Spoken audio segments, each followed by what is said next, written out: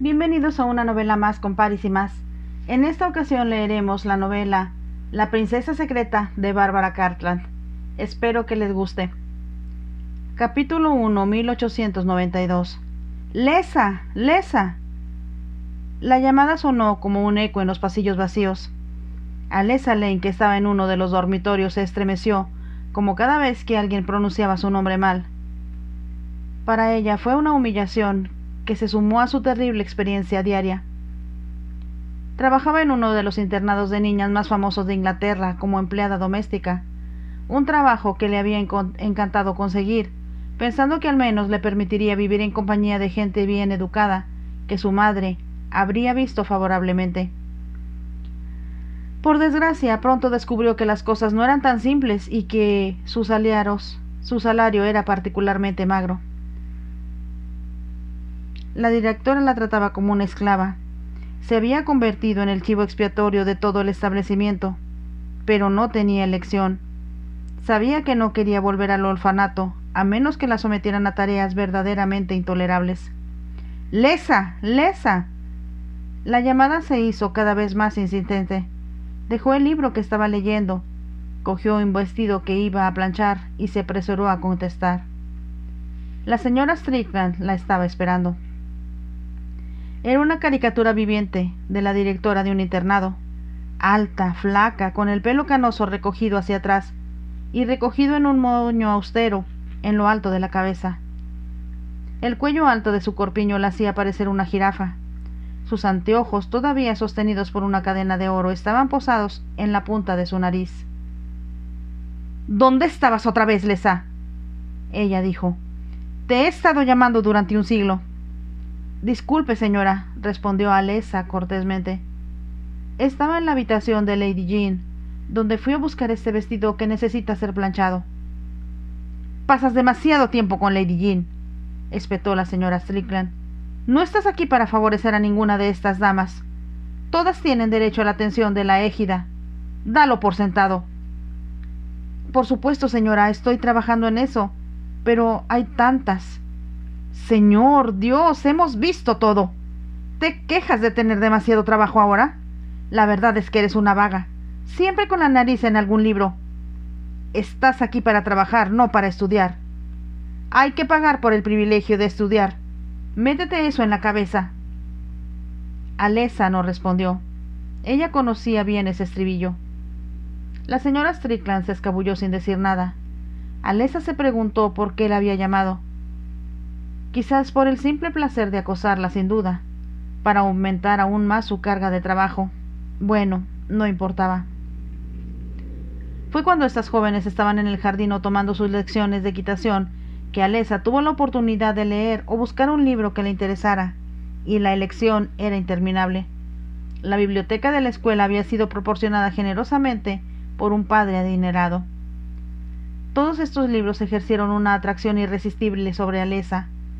Todo era soportable para ella mientras pudiera leer, se decía a sí misma a veces.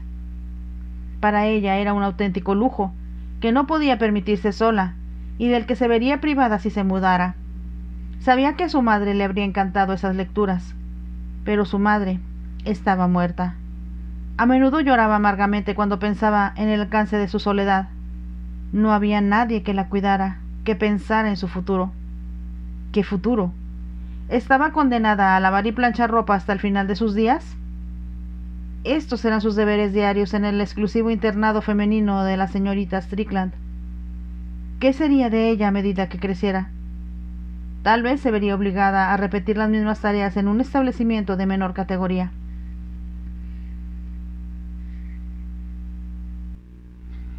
Para ahuyentar las negras ideas, se dirigió aprisa al cuarto destinado al planchado y arreglo de la ropa de las afortunadas alumnas. La señora Strickland siempre procuraba mostrárselas a los padres que visitaban el internado, pues sabía que les causaba muy buena impresión. Nos gusta que nuestras queridas jovencitas anden siempre muy bien arregladas, decía con la voz especial que reservaba para las personas con las cuales quería congraciarse, muy distinta de la cual usaba para las personas empleadas, y aún más el tono agrio con el que increpaba a Alessa y a los sirvientes. Procedía luego a enumerar a los padres los servicios especiales de que podían disponer las alumnas, servicios que las convertían luego en las debutantes más elegantes e inteligentes de la temporada. Alessa pensaba que, considerando los honorarios astronómicos que cobraba, la señora Strickland no proporcionaba a las alumnas nada excepcional, aparte de la biblioteca, desde luego. Las alumnas tenían derecho a tutores para clases particulares, pero a condición de pagar un suplemento. Eran lecciones de lenguas vivas, arte, música y danza. Alessa a veces se preguntaba sarcásticamente si la señora Strickland no cobraría extra por el derecho a respirar y sonreír. Pero ella no estaba en posición de ser difícil. Daba gracias a Dios todas las noches en el desván donde dormía, por haberla traído hasta aquí. Su ático estaba helado en invierno y sofocante en verano, pero al menos estaba sola allí. Cuando se acostaba en su duro colchón y se envolvía en sus delgadas mantas raídas, podía leer hasta que se apagaba la vela. Entonces ella se transportaba a un mundo imaginario, un mundo muy diferente a aquel en el que vivía. Gracias a los libros pudo visitar países como Francia, Alemania, Italia, Rumania y, por supuesto, Grecia. Pero el lugar que más le atrajo fue Rusia. Había sido un shock para ella saber de su madre moribunda que era mitad rusa. «No me queda mucho tiempo de vida, mi amor», le había dicho ella, «y creo que ya es hora de que tú sepas la verdad de tus orígenes». «¿La verdad, mamá?»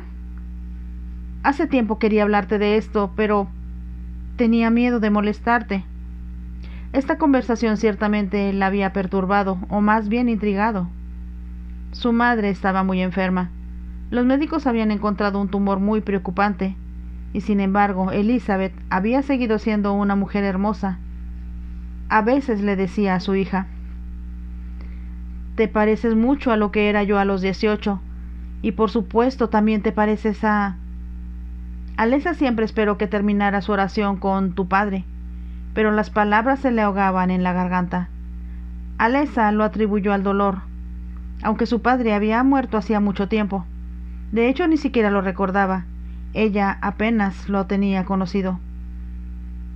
Y entonces ese día, en su lecho de dolor, la señora Lane le había dicho en voz baja, como si hablara consigo misma: «Es justo que sepas el secreto que he estado guardando durante tanto tiempo». «¿Un secreto, mamá?»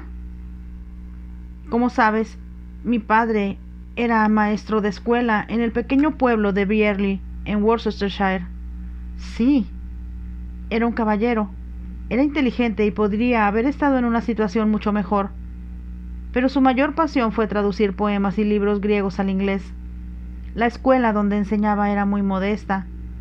Sus alumnos eran niños campesinos que le daban mucho tiempo libre». «Así que ahí era feliz, mamá». «Sí, y yo también era feliz con mis padres.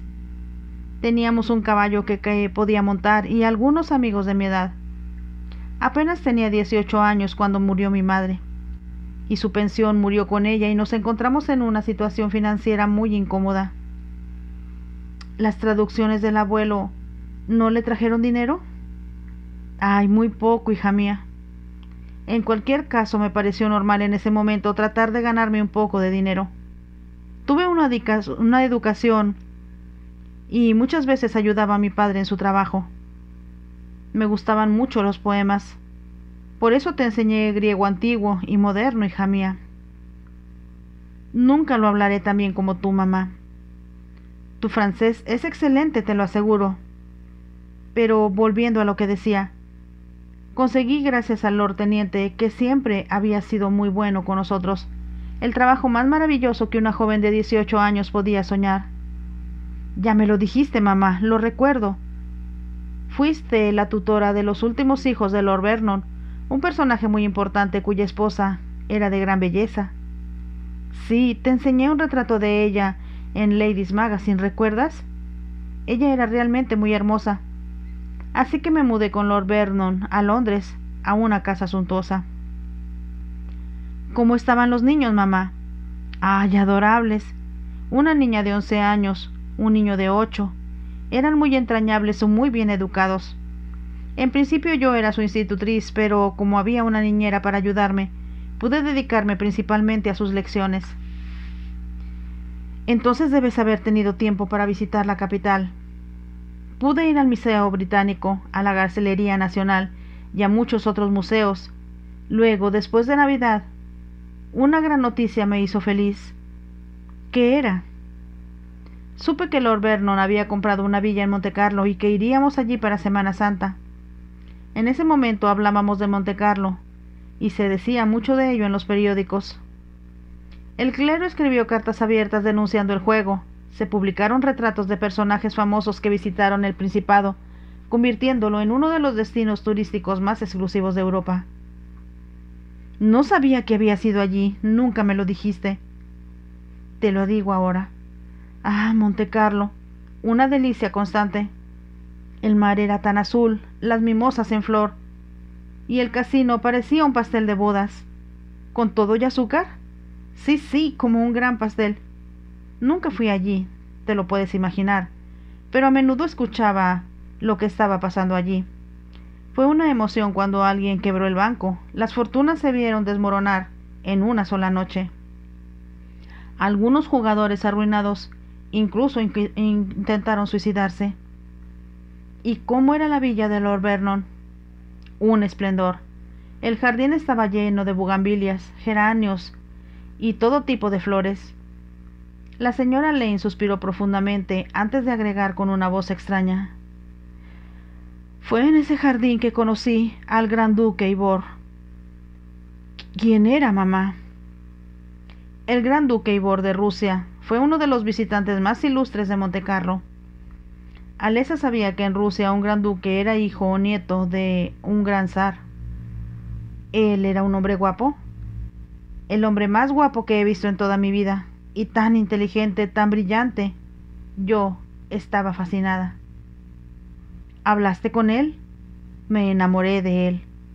Cerró los ojos, su hija la miraba asombrada, encontrando extraordinario que ella nunca se lo había mencionado antes. Después de un largo silencio, la señora Lane abrió los ojos y continuó: traté de no escucharlo, pero era irresistible, y terminé haciendo lo que él me pedía. Es decir, me pidió que me escapara con él cuando Lady Vernon y los niños regresarían a Londres. ¿Huir? ¿A dónde? ¿Y qué esperaba de ti? Me dijo que me amaba, y que no podíamos vivir el uno sin el otro. Eso mismo pensé yo, y era imposible decirle que no.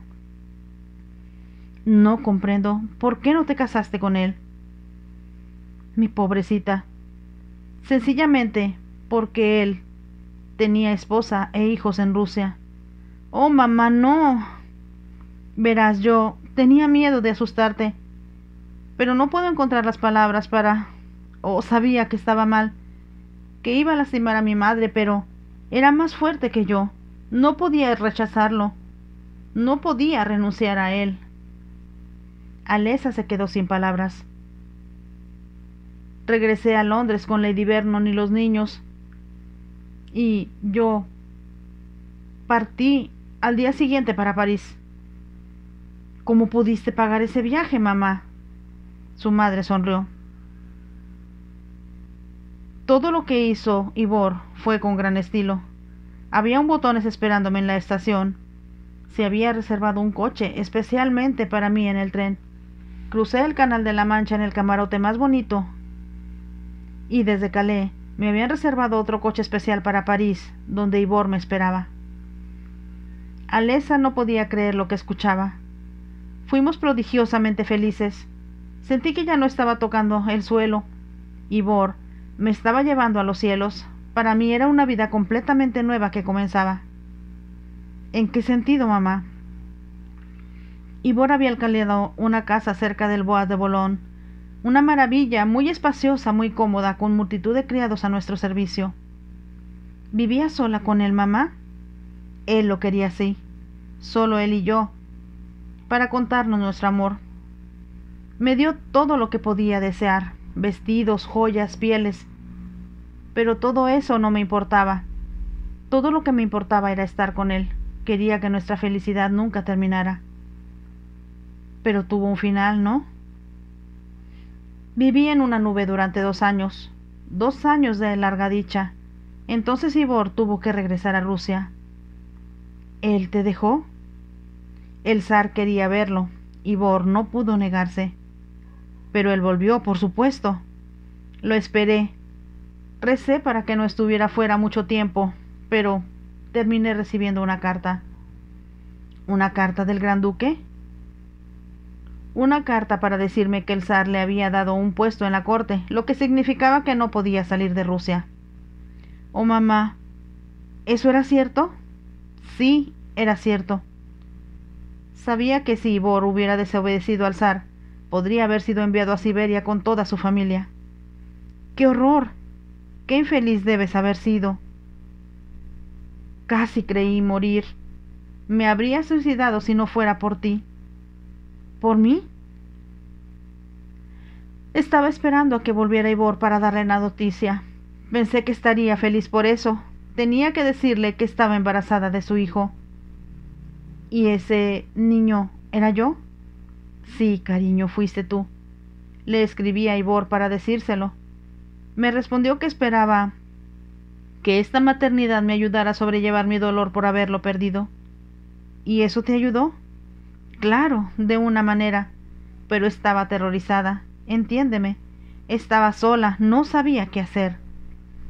Alesa trató de entender. ¿Cómo era posible que su verdadero padre fuera el gran duque Ivor de Rusia?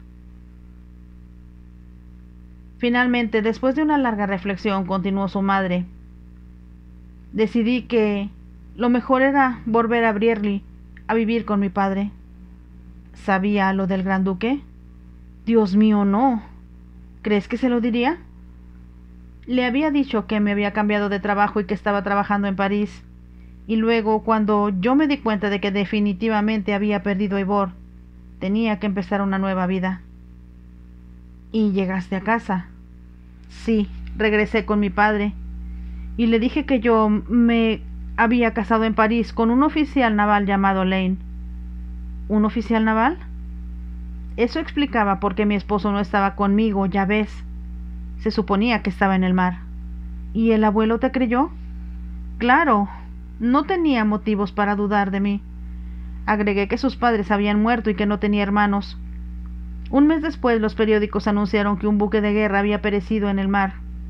Dije que mi esposo estaba a bordo, y todos se compadecieron de mí. Y nací, y tú naciste. Ah, qué hermoso bebé eras, bonita como el día. ¿Cómo podría haber sido de otra manera con un padre como Ivor? Nunca podría haber imaginado que era medio rusa. Te pareces mucho a él, y sin embargo, fue el hombre más guapo de la tierra, y tú también heredaste su inteligencia, hija mía. Bueno, estoy muy orgullosa de tener un padre con sangre real. Lo que hice puede estar mal a los ojos del mundo, pero el amor es todopoderoso, irresistible. No podemos luchar contra él. Nunca me arrepentiré de amar a Ivor, nunca me arrepentiré de la hija que me dio. Después de un silencio, prosiguió. Estoy muy cansada, pero quería que supieras la verdad, cariño.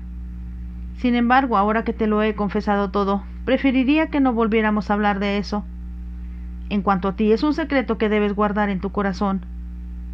Alesa tardó un tiempo en aceptar la verdad y entender cuánto había afectado todo esto a su madre. No volvieron a hablar del tema. Cuando murió el abuelo de Alesa, vivieron solas en la pequeña casa de Brierly. Su madre había recibido una considerable suma de dinero del gran duque cuando éste se fue de París, pero poco a poco los fondos se agotaron. Tuvo que vender sus joyas una tras otra. Parte del dinero se había gastado en la educación de Alesa. Había tenido tutores para aprender idiomas, literatura y música. Sus dotes musicales se explicaban, según ella, por su origen ruso, pues ni su abuelo ni su madre habían mostrado particular disposición en ese campo. Entonces, cuando la señora Lane murió, ocurrió el desastre. Una vez que se pagaron los gastos del funeral, a Alesa no le quedó nada para vivir. Incluso descubrió que estaba endeudada con el banco. Por suerte, la casa en la que vivía pertenecía a su abuelo, por lo tanto la heredó, y consideró tomar un inquilino para asegurarse un pequeño ingreso. Por desgracia, el aldeano que venía a diario a limpiar, sin darse cuenta, le prendió fuego. Los bomberos llegaron demasiado tarde, la casa quedó reducida a ruinas. Fue entonces cuando Alessa entró en el orfanato que, como todas las casas del pueblo, pertenecía al hacendado local, un anciano hombre que perdió la memoria. Todos en el orfanato la conocían desde que era una niña, y todos simpatizaban con ella, pero los tiempos eran difíciles. Estaban luchando para llegar a fin de mes. No podían retenerla indefinidamente. Al principio, los huérfanos trabajaban en las fábricas desde los 12 años. Alessa encontró trabajo como empleada doméstica con un hombre que había venido al orfanato y que, según dijo, buscaba un sirviente. Pronto descubrió que su casa era en realidad un lugar para personas de mala reputación. Con el tiempo se dio cuenta de que los ingresos de este triste personaje se basaban principalmente en el chantaje. Ella también sospechaba que él ocultaba algo más. Era un soltero de mediana edad. Cuando trató de hacerle insinuaciones, ella lo empujó con horror. «Vamos», le dijo, «no seas tonta. Te cuidaré y mejoraré tu vida, ya verás». «Si me tocas, pido ayuda», ella respondió. «En serio, pruébalo y te echaré. Tú nunca encontrarás otro trabajo, puedes creerme». «No te molestes, te devolveré mi delantal de todos modos. Y si intentas hacerme daño, le diré a la policía lo que estás haciendo, te lo advierto». Con esas palabras subió a empacar sus cosas y se fue, sin incluso reclamar el exiguo salario al que tenía derecho. Había actuado por capricho y se reprochó durante mucho tiempo su estupidez. De hecho, en su mayoría se culpaba a sí misma por no haberse marchado antes. En el orfanato todos estaban horrorizados por su historia. Fue entonces cuando oyó por primera vez de la señora Strickland, que buscaba una persona para su elegante internado. «Allí estarás a salvo», dijo el director del orfanato. «Nos equivocamos al enviarte a un soltero con un físico como el tuyo». Alessa lo miró sin comprender. «Vas a ir a un internado muy elegante. Es mucho mejor para ti, porque siempre son las chicas bonitas las que sufren». Al recordar la aventura de su madre, Alessa se estremeció. Amaba profundamente a su madre, pero no podía dejar de considerar que había cometido un pecado, aunque por supuesto no había comparación posible entre el gran duque Ivor de Rusia y un personaje rudo como el señor Tranter, que no era más que un sinvergüenza, un chantajista y un individuo repulsivo. «Dios mío, perdóname y líbrame de hombres como él», dijo en sus oraciones. Por lo tanto había pensado que en un internado para niñas iba a estar más cómoda, y era un establecimiento ideal para ella. Por desgracia, a pesar de todas sus faltas, el señor Tranter al menos no la había explotado desde el amanecer hasta el anochecer como lo hacía la señora Strickland. Como era la empleada más joven y huérfana, todos, incluidos los maestros, la trataban como si fuera algo insignificante. Siempre decían: «Lo tienes que hacer, haz esto, haz lo otro, consígueme lo que te pedí, y más rápido». Al final del día estaba tan cansada que apenas había tenido tiempo de subir a su habitación. Se quedaba dormida tan pronto como su cabeza tocaba la almohada, incluso cuando llevaba un libro al que amaba. «Al menos aquí estoy sola», se decía para consolarse. Pero en verdad ella quería compañía. Poder hablar con alguien que la viera como un ser humano y no como una pobre empleada a la que se podía obligar a hacer cualquier cosa. Fue entonces cuando Lady Jean ingresó al internado. Lady Jean, hija del conde de Dunfermline, era bonita, mimada y perezosa. No tardó en considerar a Alessa como su doncella personal, o más bien como su dama de honor. Alessa, por su parte, la escuchaba, la admiraba y le hablaba como a una amiga. Lady Jean quería que Alessa la ayudara a vestirse, a atarle los zapatos y peinarse. Como recompensa, ella le regalaba chocolates o le compraba petit fours y regalos pequeños cuando ella estaba fuera. «Ya he tenido suficiente de este estúpido internado», ella se quejaba. Solo accedí a venir aquí porque papá me prometió un magnífico baile en Londres. ¿Cuándo tendrá lugar?, le preguntó Alessa. En junio. Saldré en mayo y me presentarán en el primer salón. ¿Puedes creerlo? Seré una de las debutantes más importantes de la temporada. Estoy segura de que una docena de jóvenes se enamorarán de mí y me propondrán matrimonio. No lo dudo. Alessa encontró fascinante a Lady Jean. Una jovencita de su edad, a la que poder hablar, fue algo inesperado. Por lo tanto, iba a reunirse con la rica heredera a su habitación cada vez que tenía la oportunidad. Era una habitación muy diferente a la de las demás internas. Lady Jean había traído una colcha de encaje y almohadas y una gruesa alfombra. También tenía todo tipo de objetos decorativos inusuales. Había muñecas elaboradas, animales de lana que Lady Jean llamaba sus mascotas, fotografías de su familia y de su gran mansión ancestral. También había recuerdos de bailes, cenas y veladas de teatro, entre ellos una corona de flores que le regalaron en una recepción, un gorro de Pierrot y una pulsera con un colgante de tití.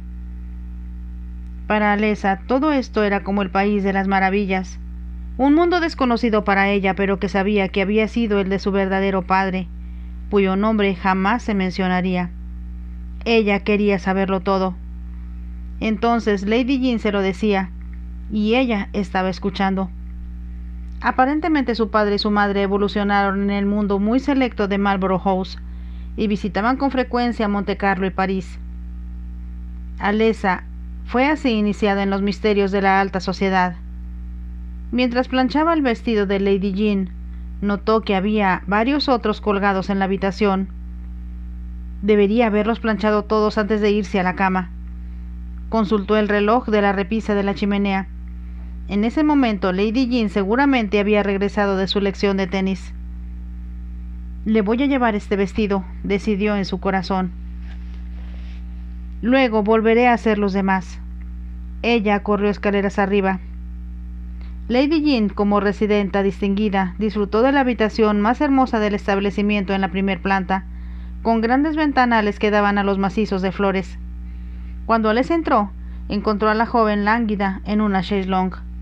«¿Eres tú, Alessa?» «Te estaba esperando. Quítame los tenis». Alessa colgó el vestido que traía. «¿Jugaste bien?», ella le preguntó. «Le gané a las dos chicas», respondió Lady Jean. «Estoy cansada de solo jugar con mujeres». «Todavía tendrías algunas dificultades para vencer a los hombres», Alessa se rió. Cuando se arrodilló para quitarle los zapatos a Lady Jean, notó que necesitaban ser lavados. Un trabajo más para ella antes de la mañana siguiente. «Tengo noticias para ti», dijo Lady Jean. «¿En realidad?» «Recibí una carta de mi madre diciendo que podía salir de la escuela el sábado. No es el final del trimestre, pero hay una recepción en la casa de la duquesa de Devonshire». Alessa dejó escapar un pequeño grito. «¿Te vas? ¿Pero qué haré sin ti? Te voy a echar mucho de menos». «Yo también a ti».